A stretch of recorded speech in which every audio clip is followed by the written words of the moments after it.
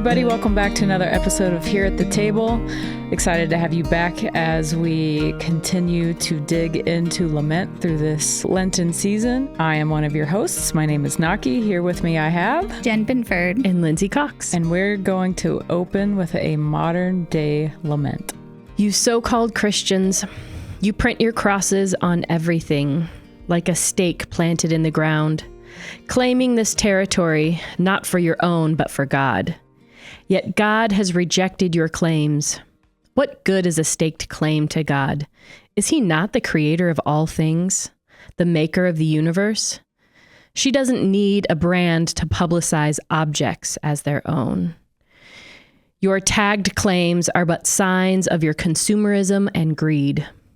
You wear your greed on the outside as a sign of honor, success, worthiness. Yet your souls are naked and rotten. You worship at the feet of Elon, Bezos, and Murdoch. Your gods are inert stone. You spend your money on political campaigns, buying lawmakers and politicians to bend their knees to you. Your dollars rule the world and have corrupted all that was good. Your corporations pillage the earth, consuming its resources, assuming abundance eternal. You have forsaken your charge as earthen caretakers. Instead of custodians, you are thieves. You tax the hardworking middle class, but give tax breaks to the wealthy. You live in mansions of luxury on your high hills and gated communities. You fatten your bellies with garbage-filled refrigerators. Your wine cellars overflow. You boast of work ethic, but spend your days in leisure as the poor work around the clock just to scrape by. You exile those who don't look like you, sound like you, act like you. You other the stranger and alienate the unique. You weaponize religious verbiage as bullets to pierce the hearts of the LGBTQIA. You glorify your own sexual immorality and assault as a pinnacle to achieve. Women and children are your pawns in the games you play for your entertainment. You claim to be pro-life, but your systemic corruption steals life. Exorbitant medical care, intangible medicine, life-saving care out of the reach for the poor. You create inaccessible spaces for the minority. And when a beacon rises from the ashes to a position of equality, you tear down their success with claims of DEI privilege. That is hard to listen to. It is. Because it's just so intense. And true. And true. And also it feels like you can sit in every line of that and just lament one piece of that because it opens a whole intense, like I have a stomachache listening. Honestly, that was a lot. I feel like I could keep going. So this was way back in college, I took a class on the prophets and we were reading Amos, which is our text today. And we were given an assignment to write our own prophetic lament and rant. And so on Wednesday nights here at the church, in our Bema group, we have been going through the prophets. And so a couple months ago, we sat down to study Amos. And I was like, hey, I remember that assignment from decades ago. I'm going to write my own prophetic rant. And that was just 5 minutes of sitting down at the computer and ranting. And I feel like, we could all just keep on going. The danger is at some point, how do you stop? Yeah. How do you end it? I love that you only gave yourself 5 minutes. Yes. And also it's disturbing that much came out that quickly. Yes. And it was because I'd been reading the text. I'd been reading Amos and I was so just immersed in his words that it just stirred in my soul a provoking to just feel like, yeah, it's not hard to open up your phone, turn on the TV, read any news source, have a conversation with a neighbor and just feel like you could have 50 things to lament about today. So our topic today, I feel like is the one that I have been waiting for, the prophetic lament. I know it doesn't even address the war that we're in now. Yes, this was months ago. And now I feel like, last night I was like, man, I could lament and rant about a lot about today's news. Part 2. Part 2. Right. You have to prepare your heart really to sit in it though, because it's It's dark. It's very dark and intense and hard to, maybe that's because where you have been cultured to be averse to hard stuff. Well, that, and not that it's always a negative thing, but how often we're told to find silver linings, how often we're told to look at the bright side. And I know to a degree that is a coping and survival mechanism, to be able to find the good. I think of Mr. Rogers and how he said, when things are difficult, look for the helpers. And so there is a very good thing in that, in being able to see something good in the midst of a lot of the muck. I just think there is a benefit to being able to take 5 minutes and root yourself in reality, which doesn't mean it's all negative. It doesn't mean it's all only the things that we're in. I will go back every time to say you cannot move beyond what you cannot process, and you cannot process what you cannot name. And there is a power in being able to say, it feels like everything sucks right now, and I'm going to name everything in 5 minutes that I can think of that really sucks right now. Yeah. Well, maybe, Jen, you can read some of Amos and his example to us of a good old prophetic lament. Yeah, from the words of Amos, his prophetic rant. This is from chapter 5, and I'll read a little bit of the beginning, the middle, and the end because it's just so long. Listen to this lament, family of Israel, the message I'm sending in bold print, this tragic warning. Virgin Israel has fallen flat on her face. She'll never stand up again. She's been left where she's fallen. No one offers to help her up. This is the message, God's word. The city that marches out with 1,000 will end up with 100. The city that marches out with 100 will end up with 10. Oh, family of Israel, people hate this kind of talk. Raw truth is never popular. And here it is, bluntly spoken, because you run roughshod over the poor and take the bread right out of their mouths. You're never going to move into the luxury homes you have built. You're never going to drink wine from the expensive vineyards that you've planted. I know precisely the extent of your violations, the enormity of your sins, appalling. You bully right living people, taking bribes right and left and kicking the poor when they're down. Justice is a lost cause. Evil is epidemic. Decent people throw up their hands, protest and rebuke are useless, a waste of breath. Seek good and not evil and live. You talk about God, the God of the angel armies being your best friend. Well, live like it, and maybe it will happen. Hate evil and love good, then work it out in the public square. Maybe God, the God of the angel armies, will notice your remnant and be gracious. I can't stand your religious meetings. I'm fed up with your conferences and conventions.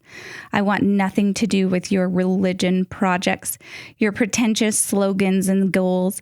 I'm sick of your fundraising schemes, your public relations, and image making. I've had all I can take of your noisy ego music. When was the last time you sang to me?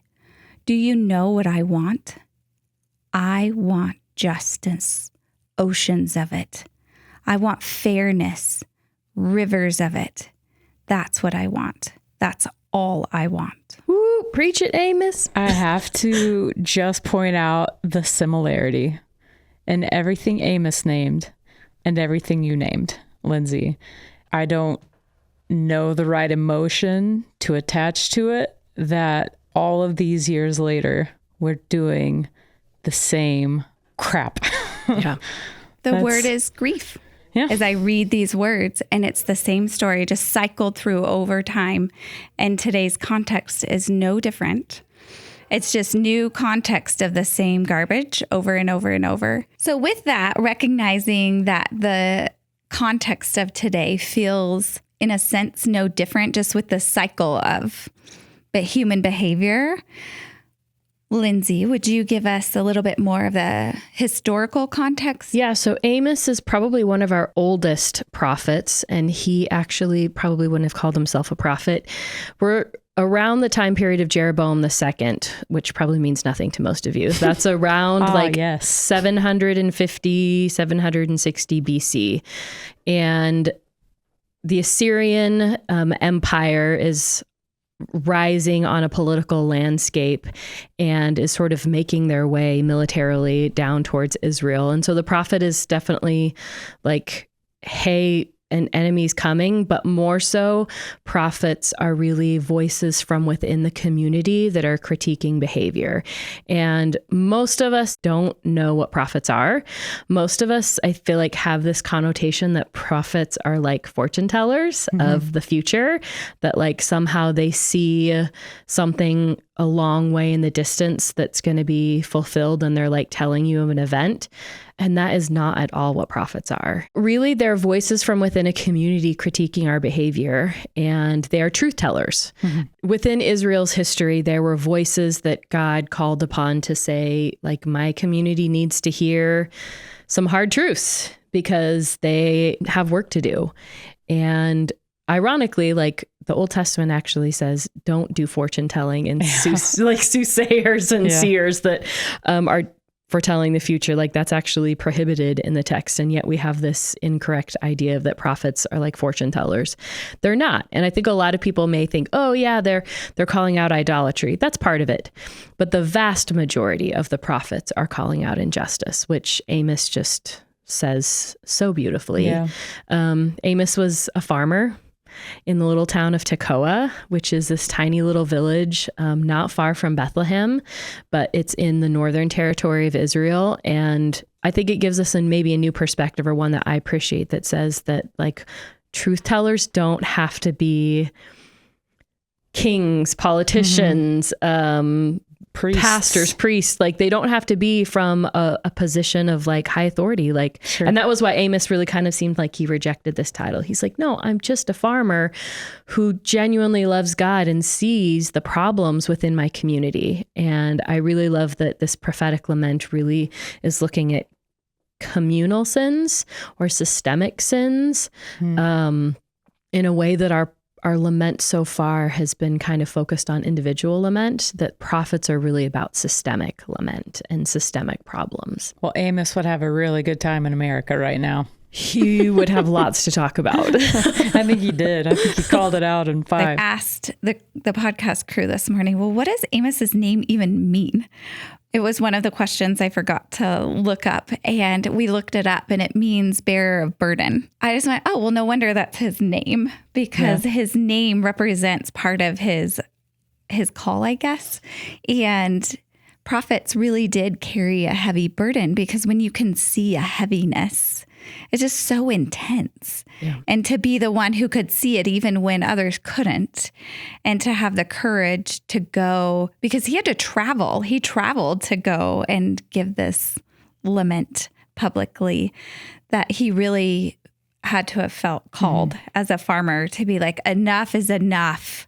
And I'm going to go and travel and call out the leaders. Really, often prophets are people who were calling out the leaders. And so they really are common people. I do think too, just an interesting thing, it's often somebody within a community who brings up these things. I think it brings a legitimacy to what they're seeing, because he's living there, you know, he does see all of these things, because he's right in the middle of it. He's working alongside other people. Potentially he's, you know, worshiping alongside of these other people.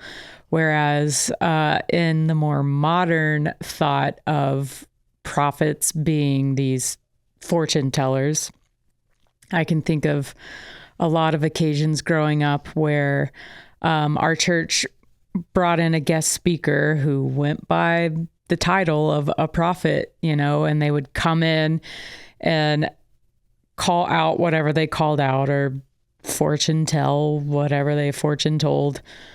And, there's this part of me anyway that wants to say, you don't know us. You don't know me. And not that that's necessarily the right reaction, but I do think that there is this important aspect of being from the place that you are speaking to these systemic injustices because he does know. Yeah.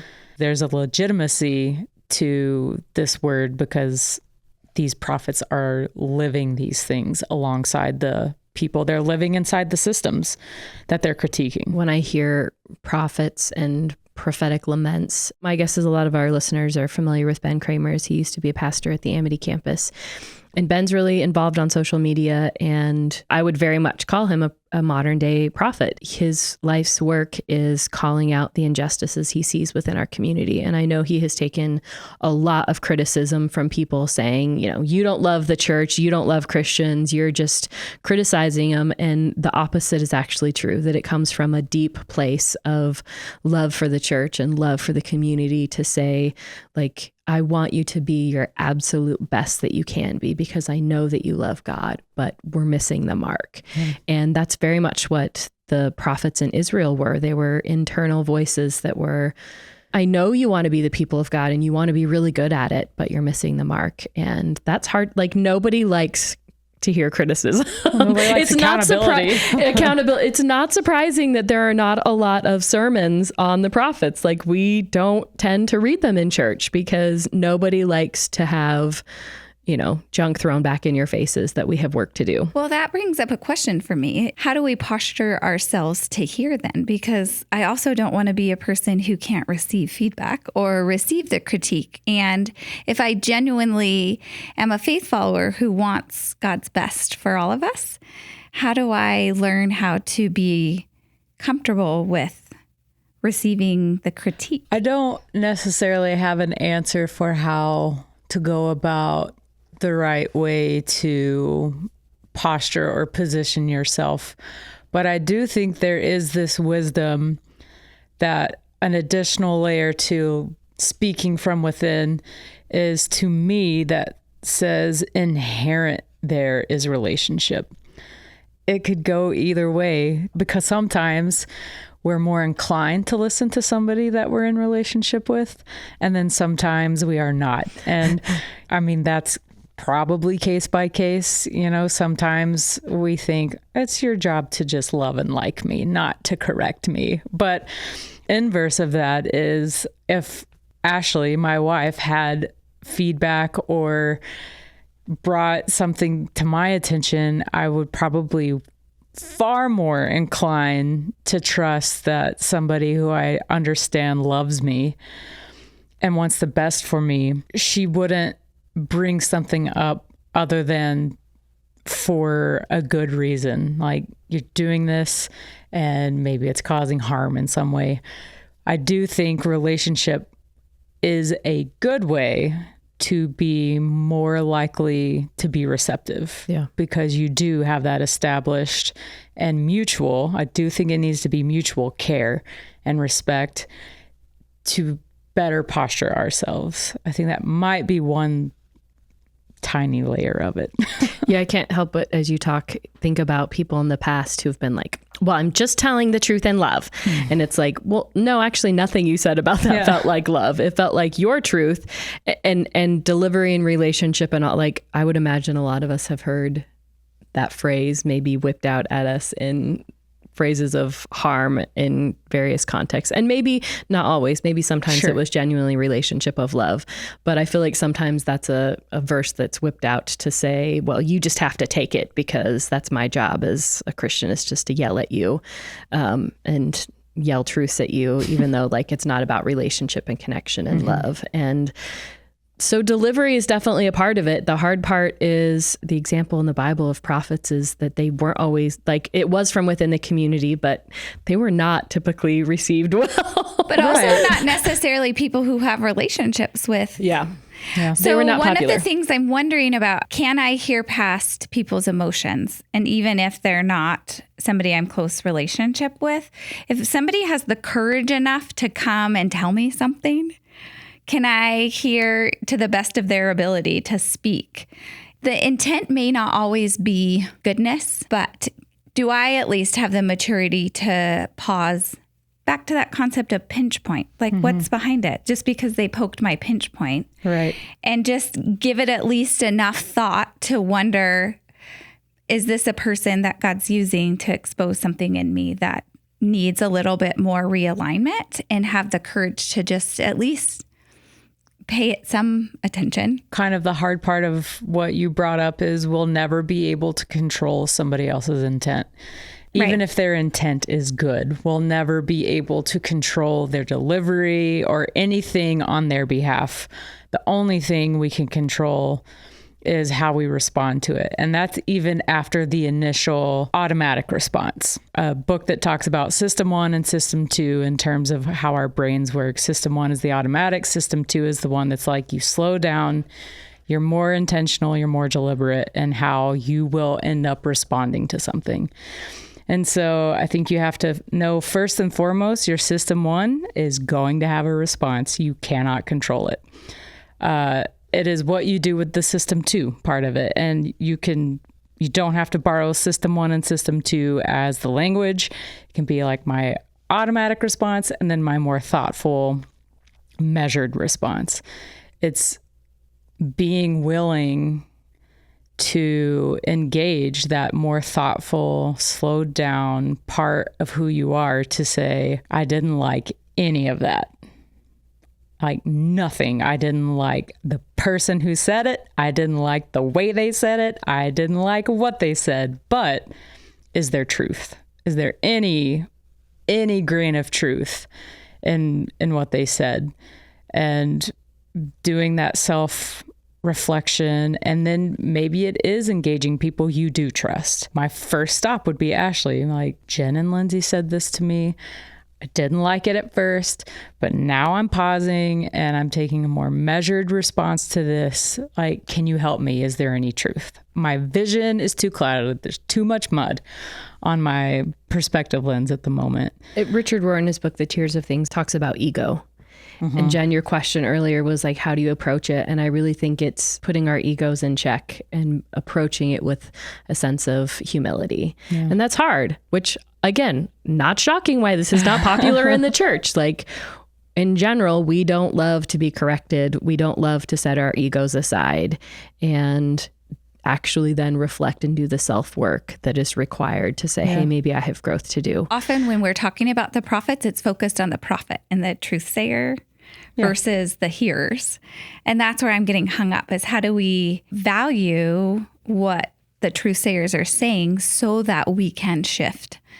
And that has to be a value. One of the things I like that Rohr talks about is he gives us the opportunity in his book to look at systemic corruption. And as Christians, we're good at looking at Jesus and saying, hey, Jesus does a lot of miracles for the community. That's really awesome. But he challenges the reader to sort of take a step back and say, okay, what sort of systemic sin was behind that miracle to actually like need a healing? So for example, like the woman who is suffering from bleeding for 12 years, like 12 years that she is dealing with an illness that has now, is that because of ancient medicine that didn't have the ability to help her?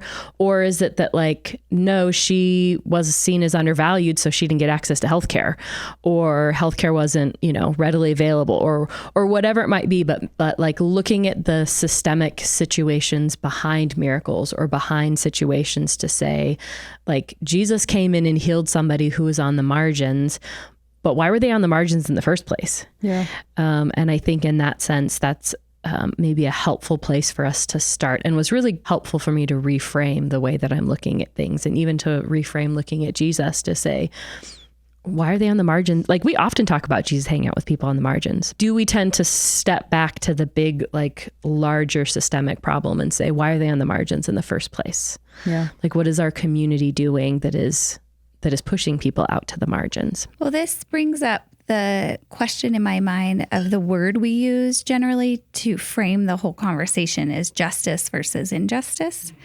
And when I was reading Amos 5, the last few verses that I read, God's voice is what it sounds like is, do you know what I want? I want justice, oceans of it. Yeah. That's all I want.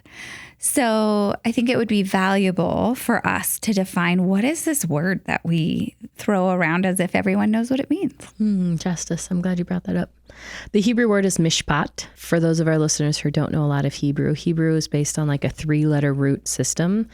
And a judge is a shofet. And so like the root of justice is actually the prophet. And so the shofet's job, the prophet, is to find mishpat, which is justice.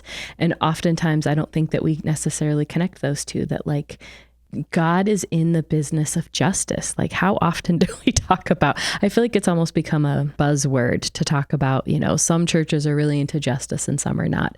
And that seems silly. Like God is in the work of justice. Yes. And man, yeah, but how do you all like define justice? Another layer of it is justice is often paired with righteousness. Which is called a Hindayadis, which tell us more. Is just like actually looking it up. It says the expression of a single idea by 2 words connected with and, like nice and warm, warm and cozy, justice and righteousness. And there are in one of my Christian ethics class, we looked up every instance of justice and righteousness paired. And I think there ended up being front and back like 8 pages, with righteousness being that counterpart of justice, and righteousness ultimately being in right relationship with God, self, and others. I look at justice and righteousness and that pairing, I guess. Justice is achieved when we are in right relationship with God, self, and others. And when you think about it, right relationship, to me, that would be power dynamics. When there is a different level of power in a relationship, what is the equity you bring in to make sure you're equal, you know? Or is it, because I mean, the truth is I think I don't remember if I've said it on the podcast, but Dwayne is my boss. So by nature, we will never be equals in the work sense. He will always have a different level of power than I am going to have because I report to him. You could say the same about Brennan and I. Brennan is my direct report. To a degree, in the work environment, we will never be equal because there's a different level of power.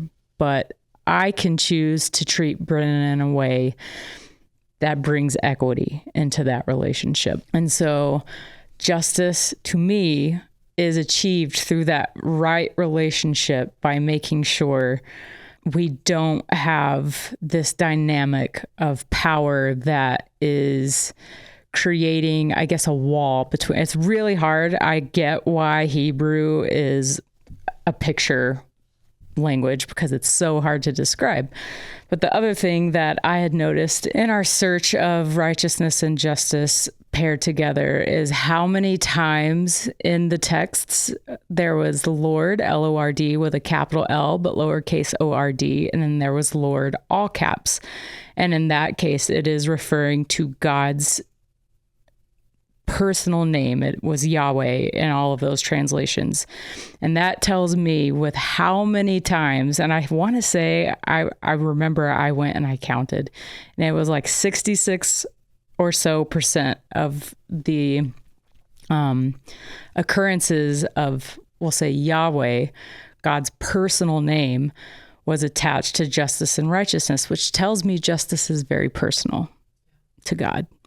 And so I don't think that actually defines justice for you, but there you go. There are some thoughts on it. But it's an essential like quality of who God is. Yes. That he is a God of justice and righteousness. That those are values that are both associated with him and also things that he wants in the people who follow him. And connected in a way that we don't even separate them. We just consider them a hendiadys. I do believe that it helps to flesh this out so well to bring in the concept of relational pieces of this, because one of our core theology here at Cathedral is that we are the image of God. Mm-hmm. And what that looks like relationally is we show dignity and value to one another. That's the word I was looking for, dignity. We do this in the way we relate to one another. And this morning I was hanging out with a group of young adults in a Bible study, and one of them asked, what's the threshold of evil? And in a sense, you could ask the same question as what's the threshold of injustice or justice? So where's the line, basically? Mm-hmm. And as we wrestled through this together, we came to terms with, well, it's any time you're doing harm to others. This concept of justice is around harm and goodness. And are we lifting up something, not pushing outside or down? Is the weight of God's glory is always to build up. And so when we talk about injustice or oppression, the weight of darkness pushes down. And so in terms of doing justice and doing righteousness, it's the weight of glory that lifts up, not out or down. That's why I love that our core Wesleyan guidelines are do no harm, do good, and stay in love with God. That's why that's a filter for us, or a lens to see. It's in terms of how we relate to one another, and are we able to actually show dignity? And why we say at Cathedral also, all means all. That means all of us. There's not a hierarchy of value, and whether we want to acknowledge it and name it. Lindsay, when you were reading your prophetic rant that you wrote about today's context, what's coming through my mind is we live and exist in a class system, whether we want to say it or not out loud. And one of the things that's so disturbing that I would rant about is the most recent opening of Interfaith Sanctuary led them to put a post online the other day of one of their new residents who is covered in tattoos, and he's in a wheelchair, and I think he's missing a leg. I couldn't see that in the video, but they put up a video just to say, hey, people, please stop calling the cops on me. Wow. That's what his message is. I'm not a threat to this neighborhood. Yes, I have tattoos, and I'm in a wheelchair, and yes, I live at the homeless shelter, but I am a person too, and I have dignity, and in no way does this make me a threat. And it's just an assumption that we go directly to. And it's just a realization and a loud in your face reminder of we do have social class, and we treat people differently, and not with this concept of equity. And I would say it's a reminder of injustice. So one of the interesting things about, I think, our system in America, when it comes to justice, there are different types of justice. There's punitive and there's restorative. And I really think that the Bible tries to, like, the laws that are even written in the Old Testament are in line with this idea of restorative justice. That when I do someone harm, it's not just I'm punished or I go to jail or there's a fine attached to me. It's that I need to restore the relationship. I think sometimes we get in the mindset of just wanting punitive justice, just punish, right, instead of saying, okay, but that maybe only makes one person feel good. It doesn't restore the relationship. And that real biblical justice is in line with restorative justice that is supposed to say, no, if you harm somebody, then you have to make it right. Like if you kill their donkey, you pay for the donkey so that they can buy a new donkey, right? Like it's not just you killed their donkey, so put them in jail. Well, that's not helpful to the person who lost their donkey. Yeah, like, they're still without one. They're still without one. And so restorative justice is like buy them a new donkey and make it better. And it requires you to restore a relationship. Now, maybe you're never going to be best friends with this person, but this person is your neighbor. Yeah. And so if part of loving your neighbor is it's creating situations of restorative justice, because the truth is when you live in a relationship, something's going to go wrong. Yeah. Right. Like even with the people we love, whether most. It's inadvertently or intentionally we harm people around us. And so true restorative justice is righting the wrongs in that relationship. But that requires you to see the human being that you've wronged, to acknowledge their dignity and make it better. And that's hard work, right? I feel like the easy, lazy thing to do is just say, we'll just throw them in jail. That's not helpful. Like maybe it makes you feel better, but it doesn't restore anything. And I mean, Confucius is known for a long time ago saying, if you set out on a journey of revenge, first dig 2 graves. If your intent is revenge, okay, fine. Like you get your vengeance out on one side, but like it's going to cost you as well. Right. And I feel like we need to just learn lessons of reframing justice to being restorative. And I don't think as a Christian culture that we're very good at that. I definitely don't think as an American culture we're particularly good at that. Definitely not as a Christian nationalist culture. I mean, I feel like there's this episode as we came in, it was the one I was most excited for, but I was also like, we could ruffle some feathers because it's there can be some controversial elements to this, right? Right. But I feel like the work of restorative justice shouldn't be controversial. The gospel isn't partisan. It's not Republican or Democrat, but it is most certainly political because it involves human beings and people and policy and politic being related to communities and civilizations. Jesus was most certainly political and that he worked with human beings. Yeah. So as you are sharing, it sent me into the book of 2 Corinthians. And there's a passage in chapter 5 that really calls out that our ministry is the ministry of reconciliation. And also it says that so that in him we might become the righteousness of God. Isn't that beautiful? There's that righteousness, justice and righteousness. Justice and righteousness that we are called to reconcile. That is our ministry. And so it does fascinate me when people reject this as part of what it means to be a faith follower of Jesus, that we are called to justice and righteousness. And it is very relational. And there's a lot of systematic things that go along with that. As much as this conversation is appropriate, and I'm glad that we're having it, we are a group of white women sitting in a room together that have a level of privilege that there are those in our community that don't have. And most often, and frankly, almost always, prophetic voices actually come from the margins. Like, I feel like sometimes the white community is the last one to finally hear something and get it. And that the Black community and the brown community and any community that's been marginalized is like, yeah, we've been saying this forever. Been saying it and living it. And living it forever. Because when you are the recipient of injustice all the time, your voice comes a lot sooner. I don't even necessarily know where to see injustice sometimes unless somebody else points it out to me. Like, I appreciate when I was listening to a lot of voices from the Evolving Faith Community, which is a conference that it gave voices to a lot of theologians and authors that I had not been exposed to.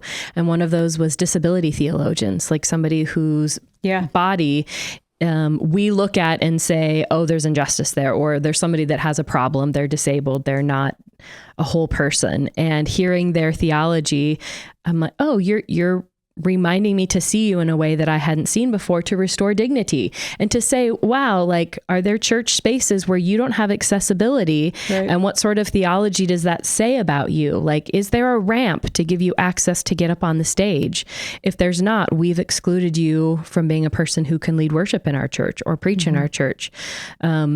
I mean, talking about systemic injustices, it turns out that like in the 1960s, when the Disabilities Act was officially like voted in as a bill and as law, that churches were the first people to protest it, and massively, because they didn't want to like rebuild their spaces for people to have accessibility. Well, and they won't be pretty anymore. And it's technically still on the books, like of public spaces that are required by law to like to be ADA accessible. Churches are actually not required to, because they protested that. And like, what does that say? That now sometimes it was, it's because we're little small rural communities and we don't have the resources to like completely remodel our bathrooms and put ramps everywhere. And I understand that there may be an argument for that, but like, what does that say that the church protested, that they didn't want to be compliant with that, right? Like, what is that? I'm grateful that our church has ramps everywhere. Right. We have accessibility. But I think sometimes we still have work to do. Like there isn't a ramp to get up Not in on the Amos Amos Center. stage. I just created a mental note.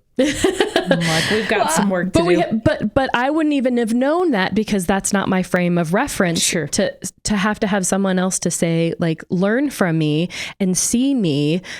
Because even our spaces in our worship centers says something about, do I value you and your body and who you are?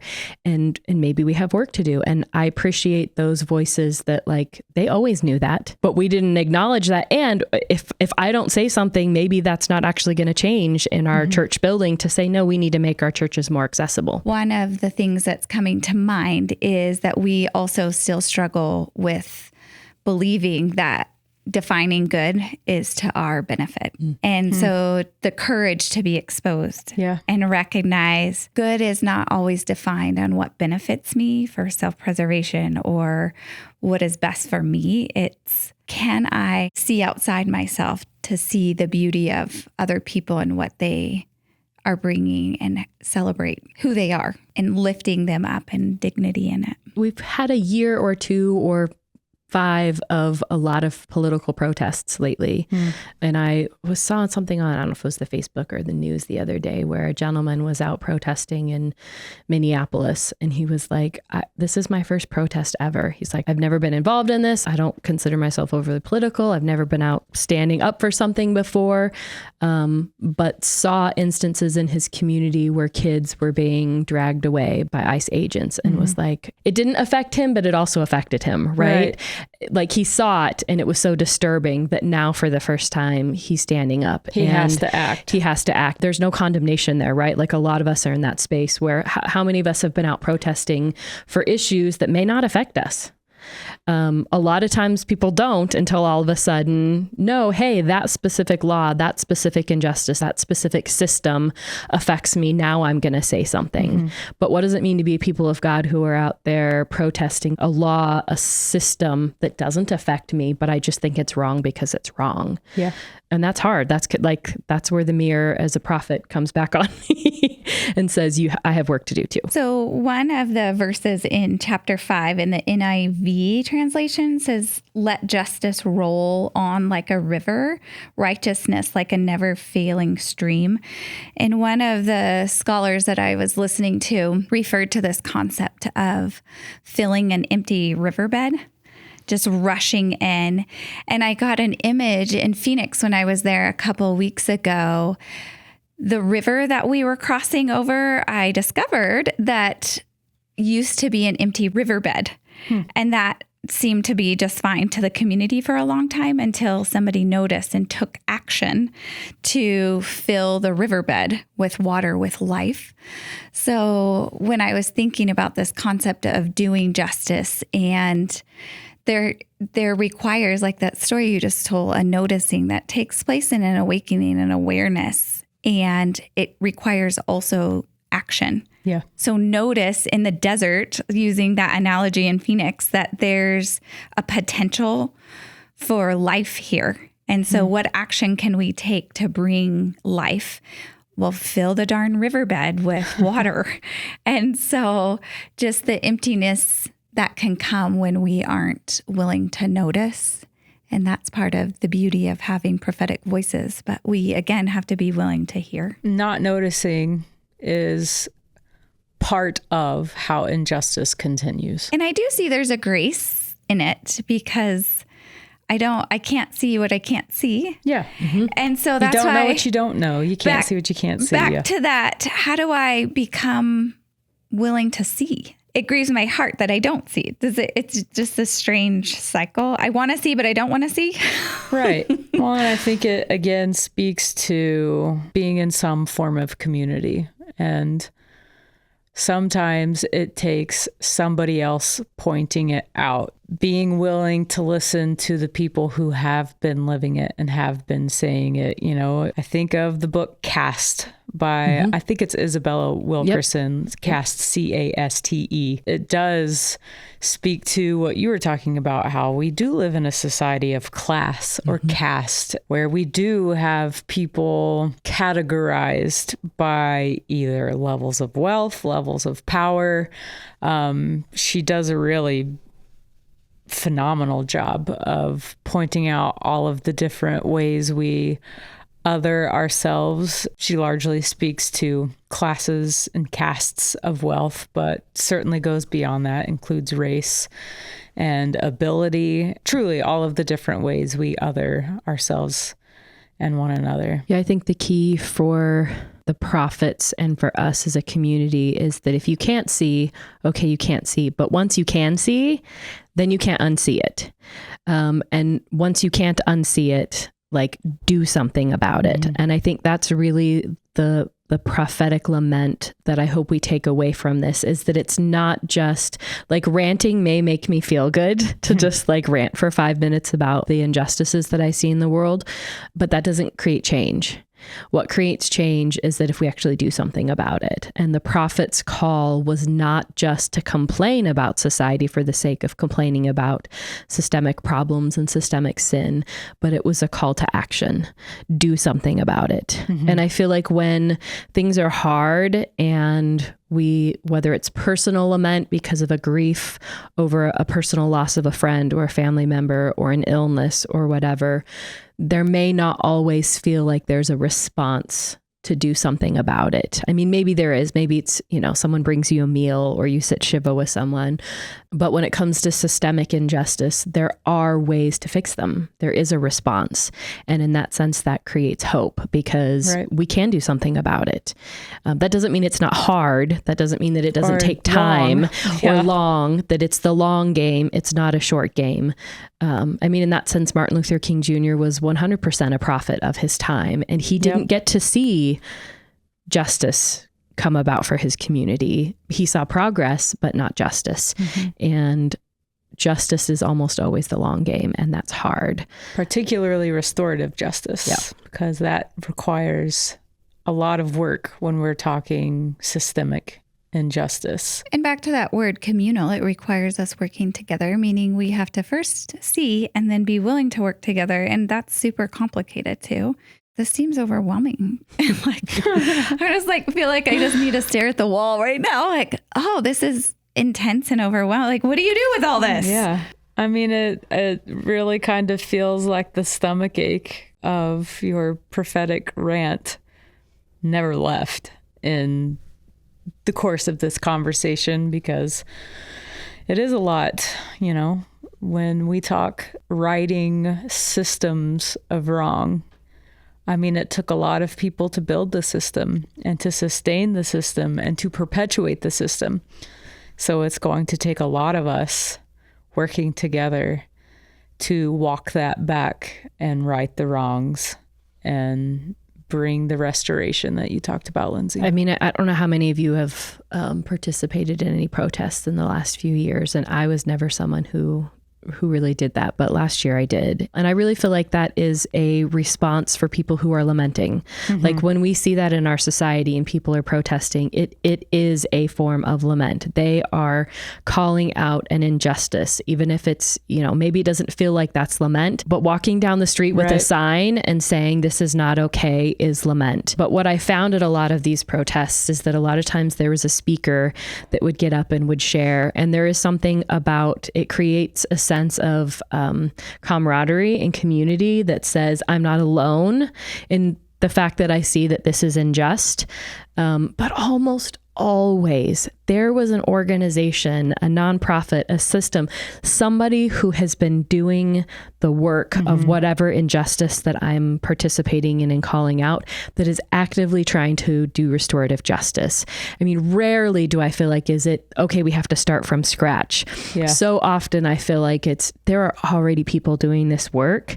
Join in the work that they're doing because someone has gone before you and is working tirelessly, just endlessly to restore justice. And that gives me hope. Yeah. That gives me hope to know that I wasn't even aware of the fact that there are all these organizations that are already at work trying to restore justice in whatever this area, whether it's, inequity in housing. We have that group, right? If it's DEI stuff, we have that group. If it's immigration, we have that group. If it's medical reform, we have that group. Mm-hmm. Like there are systems in place that are already fighting against injustices in our community. And it's finding the thing I think that you're passionate about, that like you lose sleep over, that wrenches your stomach to a place of righteous anger that's like, this is not okay, and then do something about it. I co-sign that. Have you guys had any stories of encounters with injustice or restorative justice that have maybe defined like personally for you? Every day I am faced with two that I get to participate in: orphan justice and justice for the homeless. Our family adopted 2 kids from China, and they've been with us for over a decade, both of them. And watching and being part of their stories, it's a daily commitment to doing justice. Because when you come from a trauma background, you have to unlearn all of the injustice that's stored in your body. Yeah, and I would say more, but just to honor them. Yeah. I won't. But what I've added more recently, as y'all have seen and know, is caring for the people who are experiencing homelessness that come into our spaces and are welcomed in. And what I've realized, the amount of power in something so simple as relationally connecting to people, because really the one thing that they long for the most is to have somebody see them, and to most of what perpetuates the system of homelessness and that endless cycle is to have no one. Yeah. And so on Friday, there was a woman who was here who comes in often more recently, who's an older grandma who was so excited to tell me that she would have her nails painted the next day because somebody was going to bring her nail polish. And I looked at her and I said, "Would you like me to paint your fingernails?" And she's like, "Are you serious? Would you be willing to do that?" And I was like, "Oh yeah, I'll be right back." Aww.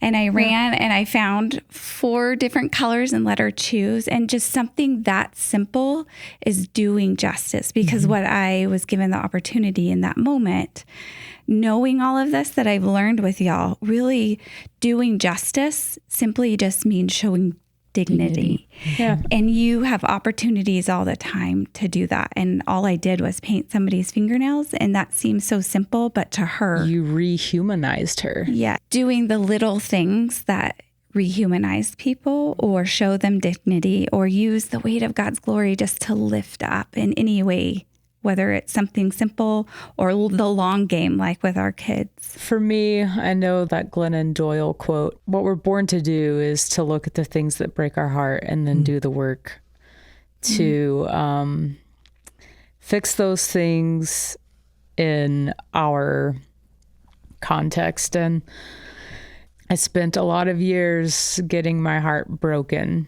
by the place that is supposed to do the work of mending broken hearts, with churches, and church as an establishment, church as a place where people gather.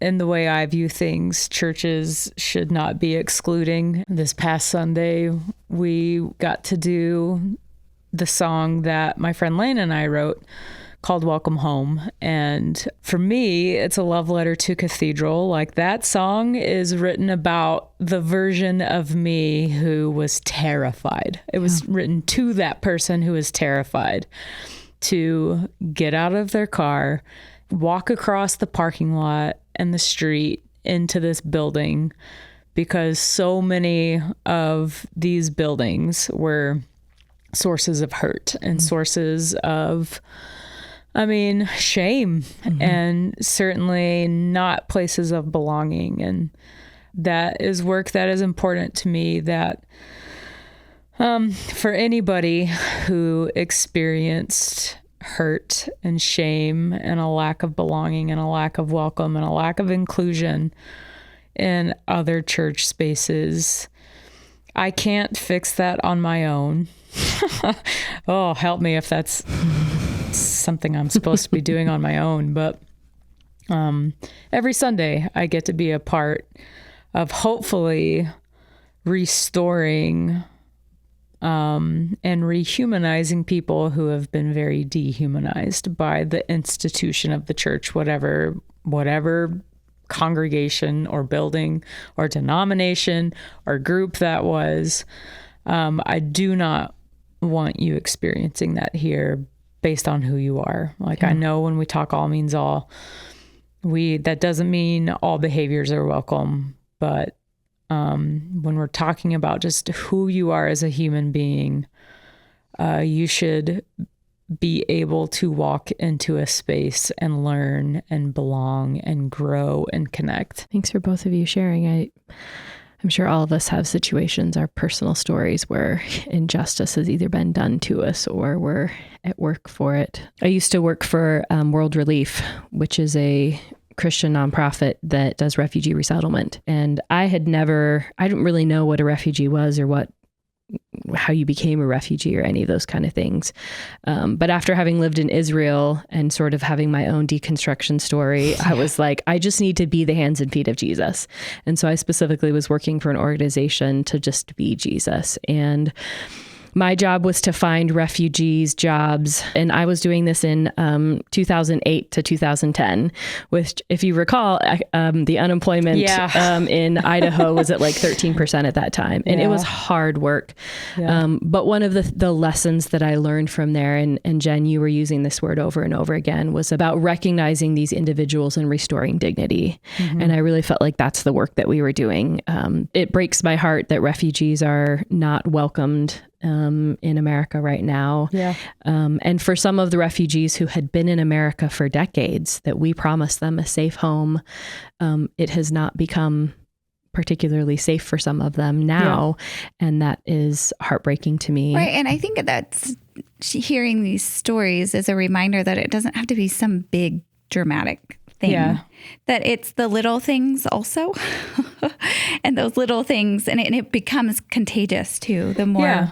Like, I think of a small way, like if somebody thinks like, okay, but what's a thing I can go do? And I know this isn't the best recommendation right now because we're in the winter, but like at the Boise farmers market, there are a lot of refugee families and refugee owned vendors there that if you are looking for produce, give the dollars that you would have given to the Bezos and the whoever.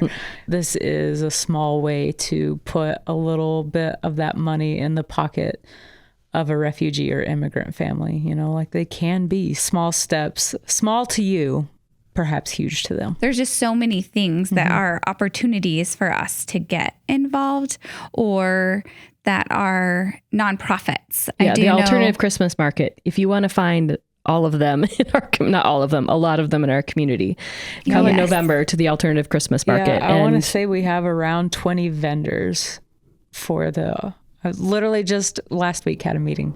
Yeah, that are doing works of justice, and you can buy products from them to support the work that they're doing. It's the least way to possibly be inconvenienced, right? Like you really, all you're doing is shopping at Christmas time and supporting ministries of justice. We have a nonprofit called Glocal Ministries in Boise, and that's a space that's always needing help. So there are endless opportunities for us. It's more like you were saying before about being people who are willing to see and not turn our eyes, which leads me to want to read a lament that a group of young adults wrote last week. We were focusing on the concept of lament and I was encouraging them, of course, to listen to our podcast. And one of the ways to get them to do it is if I give them a shout out in the podcast. Yeah. And I was helping them to understand the different parts that you shared with us, Naki. And I would just sit and I would ask them questions. And these are all the answers to their questions. And so who would you define God as? And what is causing deep grief for you? What causes you to rant or rage against the culture at large? And then what hope do you have? And what is your cry out to God about what you see? And this is what came out. Lord God, help us. Can you see us? Turn your face towards us. Jesus, where are you? We cry out, overcome by anxiety. We are frozen from perplexity and confusion. We feel helpless and powerless. Violence, power, military might, injustice, division, deportation, teen deaths, trafficking. Humans, we hurt one another. We have a love disorder. You must grieve this too, right, God? You have to do something. Even people who profess your name are not following your way. We judge one another. We need a crazy conviction. May we not grow numb. We hide in comfort. We hide our eyes from the horror. It's too much to look. Give us strength to overcome hate. Give us peace. We long for relief. You said you would make things whole. Bring your kingdom, God. Bring your kingdom. Amen. All right. Well, thank you to the two of you. Thank you to that group of teens and young people who wrote that prayer. And thanks to all of you who are listening to this episode. So if there's anyone in your life that you think maybe they should listen to this episode, the best thing you can do is just share it. So if you want to reach out to us in any way, you can follow us on social media. You can send us an email to communications@boisefumc.org. And as always, thanks for listening. Bye, friends.